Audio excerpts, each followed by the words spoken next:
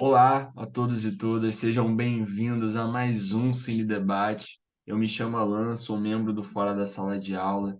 Estou aqui esses anos todos aí cine debatendo com pessoas incríveis, trazendo temas incríveis relacionados a pautas diversas, mas sempre associados à temática da pedagogia social e da educação social. E hoje eu estou com um super convidado aqui para falar de um tema super especial e eu tenho certeza que vocês vão gostar dessa discussão. É uma articulação que mistura muitas das coisas que o Fora da Sala de Aula trabalha, que o grupo desse meu convidado também trabalha, ele vai falar um pouco sobre ele. E no fim a gente vai falar de uma discussão que envolve a arte, não só na produção audiovisual que nós estamos trabalhando aqui, mas também na prática desses sujeitos que serão abordados aqui no dia de hoje. Então, feito isso, eu gostaria de pedir para você dar o seu like, para você compartilhar esse vídeo com os colegas. Todo mundo que já viu um vídeo na internet sabe que isso é necessário para chegar em mais gente. E não posso deixar de agradecer ao professor Arthur pela oportunidade de estarmos aqui na página do Fora da Sala de Aula, cine debatendo, compartilhando conhecimento, compartilhando saber científico e compartilhando educação para todo mundo, né? Rompendo com os muros da universidade, ocupando esse espaço da internet que também é nosso. De tudo isto, vou passar a palavra para o meu colega se apresentar, falar um pouco de si, do seu grupo, para a gente começar esse debate. Olá, bom dia, boa tarde, boa noite. Eu sou Gabriel Rosa, sou membro do Grupo Gente, sou graduando em Letras, Português e Inglês, pela UERJ, no polo da FFP, né? E, enfim, o que é o grupo, né? O Gente é um grupo, o Gente é uma sigla para Grupo de Estudos Negritude e Transgressões Epistêmicas. No grupo, nós trabalhamos com negritudes e temas tangentes à negritude, como marginalidade, transgressão, identidade também, e dentre outros temas. Bom, eu sou bolsista do grupo, né? Eu sou do grupo há quase 3 anos. Hoje, atualmente, sou bolsista de estágio interno complementar com a professora Patrícia Elaine. Nós do grupo queremos agradecer ao Arthur e ao grupo, né, ao Fora da Sala de Aula, pela oportunidade de fala aqui. E é isso, então. Nós aqui nós escolhemos, né, resolvemos escolher o documentário Paris is Burning, de 1991, que é um documentário que trata da vivência das comunidades negras e latinas dos Estados Unidos, LGBTQIA+. Então, dentro desse documentário, nós vemos temáticas como a negritude, as identidades LGBTQIA+, a marginalidade, como uma característica dessa vivência entre essas pessoas da época. O documentário se passa, de 1991, mas se passa também em 1985, datando, né, personalidades da época, do que se chama, do que é conhecido como ballroom ou baile, né, dos bailes da época, os bailes sendo reuniões da comunidade LGBTQIA+, em que havia competições e, enfim, prêmios, como uma competição mesmo, concurso, feito mensalmente ou de períodos em períodos, em que se tinha dentro desse contexto reuniões, a finalidade própria como a união da comunidade, em prol de manifestar a sua arte, manifestar suas vivências dentro desses bailes.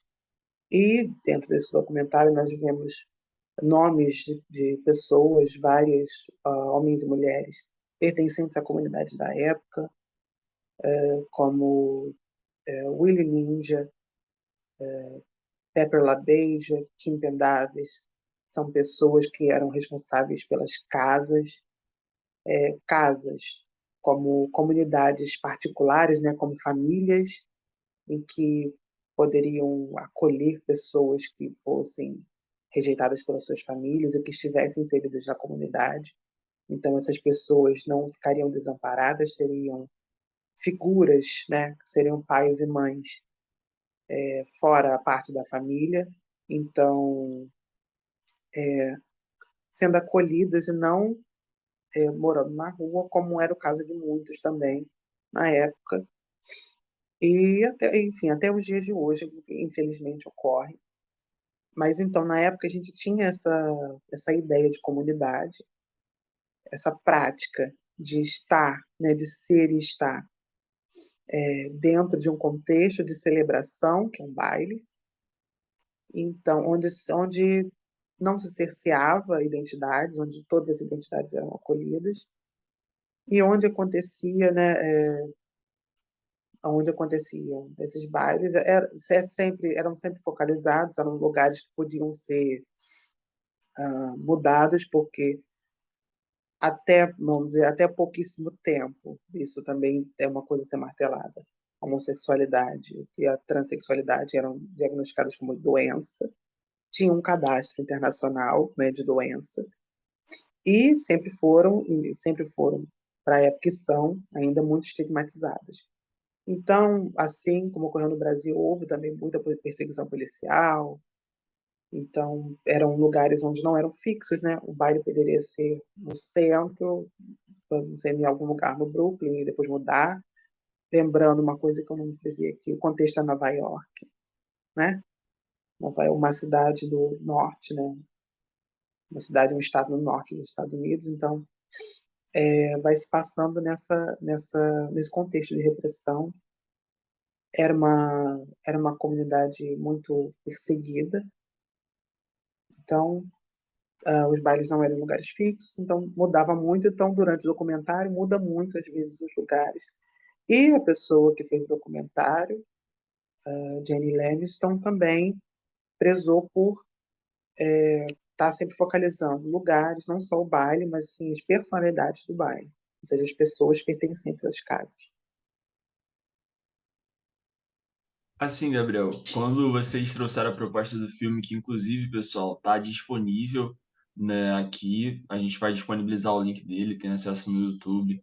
É um filme, um cine documentário muito interessante, né, como o Gabriel ele já estava apresentando aqui, e que vai abordar um lado que, assim, essa temática das drags, por exemplo, ela tem cada vez mais estado em alguns pontos da mídia. Claro que ainda não tem a visibilidade que deveria ter, mas, por exemplo, você vê até a série Pose também e outras séries que trabalham essa temática ainda também, para além de mostrar a arte promovida por esses sujeitos, também mostra esse background que aborda uma questão de marginalização, de segregação, e de todo tipo de preconceito que você puder imaginar, né? Porque são muitas camadas atravessando esses sujeitos, né? Até a gente trazer, no caso, o grupo Gente para conversar com a gente, é porque o Gente para conversar com a gente é ótimo. Mas é justamente porque, assim, é uma temática que envolve outras camadas, que envolvem discussões do grupo Gente e também envolvem discussões do fora da sala de aula. E o filme, ele me impactou, assim, em muitos lugares, porque ele apresenta um vocabulário, ele apresenta um contexto que ele é muito, muito presente ali, muito específico dali, daquele contexto lá de Estados Unidos, mas que algumas realidades nós podemos trazer para o Brasil. E aí, Gabriel, ainda nessa discussão que a gente está traçando, antes da gente desenvolver um pouco mais para aquilo que a gente vai falar, que é dos aspectos educativos da prática, eu gostaria que você falasse um pouco mais sobre esse contexto de lá, as comparações com o Brasil, a forma com que a linguagem se manifesta lá, a forma com que a linguagem se manifesta no Brasil, e essas relações existentes nesse contexto, assim, os atravessamentos que são passados lá e aquilo que você entende que também é passado no Brasil. Sim, tranquilo, então. contexto, né, os contextos linguísticos. Existem, claro, palavras pertencentes a qualquer comunidade, né? Existem conceitos que circundam a comunidade, e no caso das comunidades de baile, existem muitos conceitos. O primeiro conceito, né, já foi apresentado aqui, o de casa, né? Uhum. Casa, e nesse sentido, casa. E no Brasil também, às vezes, as pessoas usam as palavras em inglês ainda, né? Não traduz, mas usam as palavras em inglês. Casa, house. E as houses, o que elas são? Existe uma definição muito boa do documentário, duas definições, que eu acho bem importante serem frisadas. Primeira definição: a casa como sendo uma família, um lugar onde as pessoas se unem e existem laços mútuos de afeto. Então, casa como sendo esse laço mútuo, o que a gente chama aqui no Brasil de aquilombamento, né? Os grupos que trabalham com temática racial chamam de aquilombamento. Uhum. Então, essa house seria um aquilombamento da comunidade LGBT, como forma tipo assim, de passar ou se apropriar do termo família. Então, em vez de usar família, eles usam house. Segundo conceito importante dentro do baile, mother, né? Mother sendo mãe, né, em inglês. E no caso eles se apropriam muito da figura da figura matriarcal mãe, porque para também isso dentro do documentário, mãe é aquela que, segundo a visão da comunidade, realmente provê para uma casa, né, para uma família, sendo aquela pessoa que mantém a casa de todas as formas. Então, a mãe como sendo uma figura de proteção, uma figura, né, que provê, que cuida, que dá conselhos, e sempre usando a maior parte das vezes vocês vão ver mother e father. Existem mães e pais dentro da cultura dos bailes, mas muito mais mães, porque normalmente as que acolhem são mulheres trans. São pessoas que já passaram por dificuldades e hoje elas ajudam outras pessoas, levando para suas casas, levando para o baile, introduzindo essas pessoas às culturas de bailes, tirando as pessoas da marginalidade, do esquecimento e levando para a comunidade. Então, normalmente são mulheres trans. E isso muito evidenciado no documentário também. A Pepper LaBeija, a Pepper, a Kim é um father, é uma casa, ele que é dirigido por um homem gay. Tem a Pepper, tem a Kim. Não, a Ninja também é um homem, é um pai, o Willie Ninja. Então, mas existem outras casas, existem muitas casas, os nomes, esses nomes, o que são os nomes? Os nomes normalmente são nomes dados nome das casas são nomes dados por pessoas que muito conhecidas na comunidade, que já têm status na comunidade, então elas mesmas criam suas famílias, homens, mulheres, né, mulheres trans, homens gays, que são pertencentes a essas comunidades são lendários, e é outro conceito que aparece também. Lendário é um status dentro da comunidade. Então, a pessoa lendária é uma pessoa muito respeitada na comunidade. Então, por isso também elas têm suas casas e tal, elas criam suas famílias. São pessoas com alto status dentro da comunidade. Outro conceito muito importante também é leitura, né? No vídeo, como está dublado, aparece reading, leitura. A leitura como sendo mais uma questão para o Vogue, também, ó, já são duas coisas atreladas, leitura e Vogue. O Vogue sendo um estilo de dança criado pela comunidade, né? Vamos começar pelo Vogue primeiro. Um estilo de dança criado pela comunidade, como comunicação. Então, e é uma forma simétrica de comunicação, é uma convivência em disputa. O Vogue se torna isso, é esse espaço. É uma dança em que, no compartilhar, né? No movimento de comunidade, você faz uma leitura da pessoa através de movimentos. Movimentos esses que têm história também. Existe toda uma história por trás de cada movimento de dança. Não são movimentos aleatórios. E do movimento tem a leitura. O que seria a leitura? A leitura é São duas pessoas negras, né? É uma prática da comunidade negra. Então, o que é leitura? A leitura é você pegar uma característica da pessoa, isso na fala também, tá? É na dança e na fala. Você pegar a leitura de uma pessoa, assim, uma característica que a pessoa tem e aumentar, na fala ou na dança. Então, muitos movimentos, né, do Vogue são relacionados a isso, né? Quando as mãos tornam as faces, normalmente é para isso. Não são as danças, né? Então, as mãos vão às faces ou mãos em forma de facas. Isso é interessante também, são parte da dança. E é importante frisar que essas danças também são baseadas em poses de desfiles famosos da época, hieróglifos egípcios, né? Muito importante também. Tem essa questão da assimetria, do perfil, do rosto. Então, você sempre dança olhando, é sempre reto, olhando reto, com uma cara, né, de enfrentamento. Então, é sempre manter, né, o rosto muito simétrico, os movimentos muito simétricos para causar essa leitura. E, não, desculpa. Não, eu te perguntar também, ainda com relação a essas coisas, quanto a essa realidade aqui na forma da linguagem, por exemplo. Porque, embora exista esse vocabulário que é apropriado, aqui existe um vocabulário específico também com relação a essa realidade, né? E eu queria também te ouvir um pouco sobre isso, assim, para tentar a gente, para traçar esses paralelos com a realidade norte-americana, né? Que atravessa a gente aqui, que por vezes é apropriada, mas eu queria que a gente também falasse um pouco sobre isso para criar esse paralelo com a realidade brasileira. Sim, tranquilo. E o que a gente fez o que foi importado, né? Que ainda tem isso. Aham, Nós importamos muitas coisas. O que foi importado para o Brasil? Importante pontuar também. No Brasil, a gente importou muito do movimento drag, parte da comunidade também. Importou muita coisa do movimento drag, então, bate-cabelo, o drag mesmo, a arte drag como uma arte de resistência, caricata ou não, né?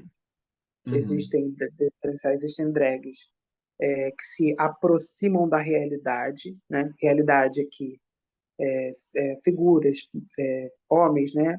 Homens gays, que se aproximam, né, no drag, se aproximam da figura feminina, e aqueles que são mais caricatos, que você vê a figura feminina, mas você também tem aspectos ali de ridicularização, uma forma de leitura também. uhum, Tá? Umas para criar mais realidade, outras para criar esse movimento ambivalente, né, da leitura entre a figura masculina e a figura feminina. uhum, Para o Brasil veio isso, e hoje, por exemplo, a gente ocasionando hoje nas drags cantoras, nas uhum, drags de performance, drags uhum, comediantes, né, drags caricatas comediantes. Então, existe toda uma coisa no Brasil relacionada a isso. E, para além e na questão linguística, a gente não vê muito nos Estados Unidos, mas a gente vê mais aqui, que é o uhum, quê? Nos Estados Unidos, eles fazem a apropriação da própria língua. É o inglês padrão, tendo uma outra forma semântica. No Brasil, o que a gente tem no Brasil? E no Brasil, muito por conta da ditadura militar, né? Que é uma coisa que uhum, vem herdado da época da ditadura militar, o Pajubá. E uhum. sendo Pajubá, né, a linguagem, chama dialeto, eu não concordo muito com a palavra dialeto, né? Eu prefiro usar linguagem. A Parece que está linguagem, diminuindo quando fala dialeto, seria sim, isso? Aham, sim. Então, a linguagem da comunidade vem muito pelas pessoas trans da época da ditadura, porque as pessoas em situação de rua, as mulheres trans que trabalhavam na rua, precisavam, né, se comunicar, e muitas vezes tinham pessoas que não podiam entender o que elas estavam falando. Então, o que aconteceu? O Pajubá, que é uma junção do português com Yorubá e algumas palavras dos povos originários, né? De algumas línguas dos povos originários, formaram todo um vocabulário e às vezes também uma reformulação linguística para que essas pessoas, essas mulheres que estavam na rua, essas pessoas da comunidade na rua pudessem se comunicar e algumas pessoas policiais, né, pessoas da época da ditadura, né, de censura, não pudessem não entender. Então, ocasionando, né, nessa outra linguagem, que é toda uma linguagem própria, baseada em três, né, em três ou mais línguas já existentes, formando todo esse vocabulário. E é claro, esse vocabulário, como eu já acabei de frisar, não são só palavras, são formas verbais, frasais diferentes. Por exemplo, dar a Elsa. Dar a Elsa é roubar. Aí, por exemplo, palavras como homem, ocó, cabelo, picumã, palavras que vieram, né, dessa coisa e foram transformadas para que houvesse essa comunicação. Mas, falando do Brasil especificamente, esse vocabulário veio muito da repressão da ditadura militar, que é o que a gente fica até hoje, e essa linguagem ainda vai se modificando. E hoje, por exemplo, a gente tem a introdução do inglês também, junto no vocabulário, que muda, que claro, vai mudando alguns sentidos. Gabriel, eu ali nesse negócio aqui, rememorei tempos pandêmicos aqui de microfone desligado e começar a falar. Mas aqui você foi falando isso e assim, a minha cabeça ela vai borbulhando de coisas, de reflexões, de pensar. E até quando você toca nessa questão do Pajubá, né? Recentemente teve uma questão do Enem que falava sobre o assunto e devido a todo aquele contexto em que a gente estava vivendo de Brasil, assim, isso gerou um rebuliço, um questionamento, assim, coisas que são bem a marca do Brasil. Um país desigual, um país com vários problemas e que eu costumo dizer que é um país que não faz o dever de casa. E quando eu, por exemplo, enquanto uma pessoa leiga que está aqui, a gente dialogando e conhecendo, e também fui estudando e pensando as coisas, fui pensando o quanto essa figura da drag, ou por vezes essa figura do travesti, ela foi pega, foi sequestrada num lugar de chacota, né? Num lugar de recreação também, num lugar de fazer entretenimento com o preconceito. Né? E isso vai ocasionar em várias outras coisas, num processo de marginalização, num processo de diminuição das oportunidades, especialmente quando a gente vai pensar nessa comunidade LGBTQIA+, que é plural e que tem suas marcas identitárias e que tem seus percursos. E aí, quando você me traz essa ideia de que o Pajubá ele surge nesse contexto também, me faz pensar que isso é a cara do Brasil, né? Também um país que vai ter outras camadas que nos Estados Unidos a gente vai ter também, é lógico, mas aqui você vê, a gente tem regimes ditatoriais que não carregavam consigo apenas um aspecto autoritário na política e na violência estatal, mas também num aspecto de bastião da moral, né? E isso vai trazer várias camadas para a discussão, bem como a gente estava falando aqui, eu trouxe a questão do Enem, a questão de, por vezes, esses temas aparecerem como um tabu.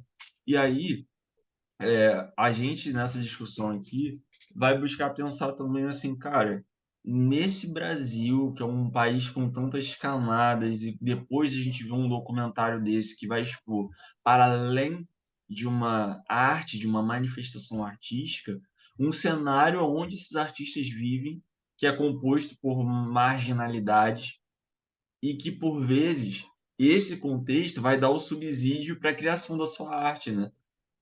Como você falou, assim, desde das características de tudo daquilo ali que é feito ali. Então, eu até gostaria de a gente, no caso, até de você falar um pouco mais, primeiro, com relação a esse movimento, né, das drags no Brasil, nessas pautas, nesse movimento artístico ainda, com outros personagens e outros sujeitos que você já havia comentado, um outro sujeito que acaba ganhando também grande projeção em outros espaços, que foge um pouco desse aspecto da caricatura, talvez, seria a Rita Von Hutt, por exemplo, que vem fazendo um serviço muito legal de não só compartilhar a arte, mas também ressignificá-la em outros espaços e fazendo com que mais pessoas conheçam, né? E aí, fiz um grande comentário, né? E aí, além disso, eu gostaria de que a gente também pensasse um pouco sobre a formação docente para a diversidade, a formação docente para o educador que está num contexto onde vai ter alunos ali diversos, sejam eles homossexuais ou não, e vai educar para esses sujeitos pensando nessa ideia de diversidade. Depois de ter falado isso tudo, eu gostaria de te ouvir um pouco mais. Então, a questão no Brasil no sistema educacional é uma questão muito complicada. A gente vive num contexto brasileiro é religioso. Nós tendemos a falar que o Estado é laico, mas ele não, na prática não é. A gente percebe isso com os alunos, as famílias. É muito complicado trabalhar, às vezes, a temática por conta disso. Muitas vezes porque os pais, enfim, os pais, os avós, enfim, os antepassados, eles tendem a, a estigmatizar as temáticas LGBTQIA+, marginalizar, sim, e muitas vezes não mencionar. A gente Uhum, vive nesse contexto. Tudo bem, você vai falar, mas a gente está em 2023, mas permanecem muitas questões. uhum, Tanto é que existem grandes números de pessoas trans morrendo, sendo mortas, violentadas. Tanto as que estão em contexto de trabalhos como garotas de programas, como as que também não estão em relacionamentos, enfim, ao andar na rua. O andar na rua é uma questão, enfim, uma questão, vamos dizer, por exemplo, uma uhum. pessoa trans. E só voltando uma coisa agora que eu lembrei de falar, a, a travestilidade, quando você for mencionar, é sempre no feminino, tá? Ah, ok. A Desculpa. travesti, tá? Porque a travesti é Aham. uma identidade feminina, Beleza, tá? É uma identidade mais tratada no feminino. beleza. Então, na questão educacional, às vezes é muito complicado. O que eu penso, por exemplo, quando vem as temáticas LGBTQIA+, e a questão educacional na minha cabeça? Tem que trabalhar através, por exemplo, da literatura, vendo, né, formas literárias, filmes, livros, não só livro, literatura, como não só como livro, mas como filmes, curtas, de conscientização, o que é importante. Tanto, isso eu estou falando não só dos alunos, como dos alunos do ensino básico, mas dos alunos também da universidade. Os professores, para essa formação, que faz parte, entender a, não a gênese, mas o caminho que essas identidades percorrem, é um bom lugar para começar, Uhum, tentar entender as vivências, mesmo aqueles que não vivem, e se conscientizar desse lugar, do que é uma pessoa LGBT, do que uma pessoa LGBTQIA mais passa, quais são vamos dizer, os perrengues que essa pessoa passa, quais são as questões que aparecem referentes à identidade dessas pessoas, em que podem ser trabalhados dentro da educação, como tema, hoje como tema transversal também, como está na lei, né? A lei ainda trata como um tema transversal, ainda é um tema que pode ser, né, associado às disciplinas. Então, já que existe essa brecha, né, existe esse movimento, trabalhar com ele, uhum, trabalhar tanto. Eu acho assim, os filmes uma forma ótima de trabalhar, de você perceber as questões. Algumas produções de conscientização e mais o que? Figuras importantes, mostrar, sabe? A gente fala tanto de nome, de nomeação, é uma coisa que também está no uhum, filme, né? A questão dos nomes, e os nomes, às vezes, são importantes também as imagens. uhum, Mostrar essas pessoas. As pessoas falam de características LGBTQIA+, como uma coisa fantasma, né, fantasmática, como se fosse distante, não é. uhum, Existe, né, as pessoas têm nome, elas têm imagem. Mostrar, às vezes, essas pessoas, mostrar os artistas, as artistas presentes no cenário, né? mostrar suas produções. Já existe muita gente na música, nas artes, no geral. Música, não, como eu falo, música, não só cantoras, mas também instrumentistas, atrizes e atores, enfim, Uhum. dançarinos, né? Como a questão do Vogue, existem muitos dançarinos. Uhum. Existe hoje, por conta também da internet, do Instagram, toda uma rede, as pessoas têm, né? As casas, né? As pessoas que têm essas casas das comunidades têm Instagram, Uhum. não só fora do Brasil, mas no Brasil também. Sim, Existe uma certa divulgação do trabalho delas. sim. Então, isso é um movimento. Sim. Eu penso isso como um movimento. E daí, Gabriel, uma coisa que a gente aqui no Fora da Sala de Aula agora fazendo essa troca, a gente trabalha muito, e esse ano no grupo a gente tem voltado às nossas bases pedagógicas, que é trabalhar com a pedagogia social na forma da pedagogia da convivência, que é proposta por um autor chamado Jesus Jares, e a gente tem textos deles na nossa página, no Socializando Pedagogias. Peço para que vocês acessem também, conheçam um pouco mais daquilo que a gente tem feito no grupo. E o Jares, ele trabalha com um conceito de pedagogia da convivência que busca trazer uma educação para a paz, onde ele entende o seguinte, que uma educação para a paz não é uma educação sem conflito. E você vai precisar estabelecer um diálogo com o outro, com as diferenças. Então, assim, eu acho que é muito legal esse movimento, até que você fez de me corrigir, né? No sentido de que, tipo assim, aqui a gente está tendo um diálogo, uma troca, e eu vou aprender e eu vou passar isso para os outros, e a gente vai conviver, né, nessa sociedade com essas diferenças, mesmo sabendo que a gente vai estar educando em contextos difíceis, né? E esses conflitos eles vão ser inerentes na nossa prática enquanto educador, seja na escola ou fora do ambiente escolar, porque a gente não pode deixar de mencionar que esses movimentos de grupo, eles também são movimentos educativos, né? Olha quantas coisas legais nós aprendemos aqui agora, assim, que envolvem identidade, envolvem várias relações entre grupos que são diferentes. Aqui eu imagino, né? Pode até me corrigir se estiver errado, que a gente não está falando de um grupo homogêneo, né? A gente não está falando de um grupo específico, né? Então, como a pluralidade educa, né? E aí até gostaria de te ouvir comentar rapidamente também com relação a essas relações de educação que existem nesses espaços, o que a gente consegue aprender para fazer trocas e seguir para uma educação plural, não uma educação dentro da caixinha, né? Entendendo a importância de reconhecermos as diferenças uns dos outros.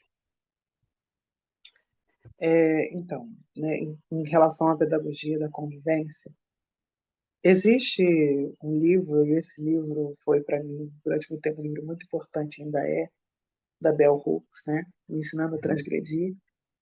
Uhum. Existe um capítulo em que a Bell fala sobre a multiculturalidade, mas também existe um outro em que ela fala sobre o Eros, né, na questão educacional. E o Eros, ele está sempre, ele está ali, ele está presente, ele tem que estar presente. A gente tem que pensar as comunidades não como, vamos dizer assim, relações distantes. As comunidades, elas estão ali e são uma gama de afetos. E afeto não é só um afeto positivo, né? Existe também as questões de afetos que podem ser, mas não vou dizer necessariamente negativos, mas que não são assim puramente afetos de paz. E é muito Uhum. presente na comunidade, né? No filme, inclusive. O Uhum. baile, ele é uma forma de união, mas ele é uma união em disputa. São identidades, né, em disputa ali, disputando, mas que, como um todo, entendem que são comunidade. Uhum. Então, existe a paz em saber em se aquilombar, não é? Em estar Uhum. juntos. Mas também existe a questão das convivências. Aliás, as casas são criadas também no sentido das competições. Uhum. E isso é um outro conceito presente no filme Gay Gang Street. Uhum. Gangues gays de rua, né? Gangues LGBTQ, mas de rua. Lembrando que essa população é uma população de rua também. sim. Não é só uma população assim, mais uma, não, é uma população que vive muito na rua. Uhum. Então, as bases educacionais desse povo vêm da rua. São Sim. vivências de rua que eles carregam dos bares. Tanto a leitura é isso. Tá bom, Sim. você vai ler, vai me ler, eu vou ler você também, e eu vou apontando. Isso a gente não aprende, vamos dizer, dentro de uma ideia convencional de casa, a gente não aprende, vamos dizer Uhum. assim, leitura em casa. A leitura é um movimento feito por conta da rua. Uhum. É um ato de se defender. Isso. Aí Sim. a dança se torna o ato da leitura em movimento. Sim. É o movimento que eu faço. Então, essas são as. Então, entendeu? É através dessa comunidade a gente aprende isso. Ela é Sim. uma comunidade negra de rua, então ela aprende bases que são da rua, defesas Sim. da rua. Gabriel, cara, muito obrigado pela sua fala. Agora a gente já chegou nos momentos finais da nossa live, né, do nosso programa. Eu, assim, tive a oportunidade de aprender muitas coisas aqui contigo. Muito obrigado pela sua generosidade. Também agradeço ao Grupo Gente por estar aqui conosco, porque essas trocas só fortalecem a universidade. No fundo, as nossas pautas, elas sempre dialogam. Cada um tem a sua pauta específica, assim, nós aqui do Fora da Sala de Aula trabalhamos com pedagogia social, representações sociais e educação não escolar de uma forma geral, assim. E para nós, assim, ter pessoas de lugares diferentes faz com que a gente recicle as nossas bibliografias, os nossos pontos de vista e os nossos objetos, né? Os nossos sujeitos das pesquisas, né? Aqueles sujeitos que estão conosco, porque nós também trabalhamos com população em situação de rua, nós também trabalhamos com esses sujeitos que estão às margens e é preciso também que nós que estamos aqui nesse campo, a gente conheça as camadas, as demandas, as discussões e outros pontos de vista que vão cada vez mais fazer com que a diversidade aconteça também no seio das pesquisas acadêmicas, né? É necessário que esse tema esteja mais presente na universidade e que ele não se resuma a um mês, né? Se eu me permite falar esse comentário, né? Tipo, se ele não se resuma a um mês, que seja um ano, que seja uma coisa cotidiana, que seja uma coisa cada vez mais comum, para que nós possamos crescer enquanto sociedade na forma de convivência, respeitando os direitos humanos em prol de uma educação que é para a paz, mas que não é isenta de conflito. Então, que a gente saiba administrar tudo isso. Novamente, muito obrigado e gostaria de passar a palavra para você para a gente fazer as considerações finais também do grupo Gente. Bom, nós do Gente agradecemos, né, a fala hoje aqui, a abertura que o de Fora da Sala de Aula deu ao grupo, nós agradecemos a oportunidade. E falando também, né, que as pautas, elas, às vezes, elas se entrecruzam, porque vocês estão sempre falando de educação em espaços não escolares e a gente acaba falando da educação e acaba, às vezes, caindo também em espaços não escolares, como outros lugares, como formadoras também de sujeitos, né, de pessoas. Hoje a gente trabalha no grupo a gente está sempre trabalhando outros espaços também, falando que não é só o espaço da escola, mas enfim, é a rua, Uhum, é uma roda de rap, exato. enfim, um terreiro, até uma igreja, enfim, Uhum, pode ser uma formadora. E um aspecto positivo, né? Ultimamente a gente tem visto, né, questões da igreja em aspectos negativos, mas também em aspectos positivos. Existem muitos movimentos, lembrando disso. Nada pode ser visto por um único viés, ou uhum, como, né, a Chimamanda sempre está frisando, né, naquele texto dela, não podemos ficar com uma história única de nada, que isso cria muitos estereótipos. uhum, Enfim, e falar também das questões, né, bibliográficas. Existem vários livros, existe, por exemplo, Devassos no para esse assunto, né, para o assunto da comunidade LGBTQIA, mas existe, no Brasil, por exemplo, existe Devassos no Paraíso, que é um livro que vai contar a história da homossexualidade, da colônia até a atualidade, caramba. história do movimento LGBT, e na época eles usam LGBT porque era a sigla fechada da época que foi escrito o livro, tá? Não tem muito tempo, mas como a sigla mudou Mudou. muito, então era a sigla usada na época, LGBT, no Brasil também, São dois livros importantes como história, né, do movimento. Existem muitos vídeos no YouTube sobre Uhum. ballroom culture, livros do TED Talk, né, alguns vídeos do TED Talk, falando sobre a história do ballroom, a importância do ballroom. Tem a Rita Von Hunt, a Rita tem vários e vários vídeos sobre o assunto. Uns sobre literatura LGBTQIA+, que é uma questão, né? Que é Uhum. muito interessante, até para quem é de letras. É um vídeo muito bom. O vídeo sobre estereótipos também é importante. Teve um vídeo que ela fez sobre o BBB 2021, também perpassou a questão, falando sobre imagem de controle, que é uma bibliografia, né, um termo da Patricia Hill Collins, que é uma feminista negra. Uhum. Mais o quê? Vamos ver. E vários outros vídeos. O canal Tempero Drag é um canal, assim, Uhum. vários materiais interessantes e a linguagem da Rita é muito acessível. Sim. E aí, assim, eu agora, para encerrar, gostaria de pedir para que vocês curtam a página do Gente também, as redes sociais, queiram conhecer mais o Gente. A gente vai colocar aqui nas descrições também, ou nos comentários, coisas para vocês conhecerem o Gente. O Gente também vai estar participando com a gente durante a transmissão, também pode fazer a divulgação.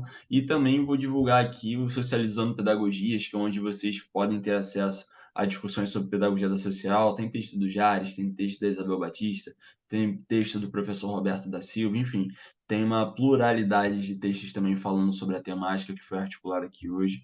Queria agradecer, a gente já está realmente nesse momento de encerramento e, por favor, você que já viu um vídeo no YouTube ou no Facebook, em qualquer lugar, sabe do que eu vou falar agora, curta, compartilha, comenta aqui para a gente uma sugestão, interaja com a gente, porque assim a gente faz crescer, assim a gente faz derrubar os muros da universidade e compartilhar conhecimento com quem quer. Então é isso, pessoal. Muito obrigado. Tchau e até mais.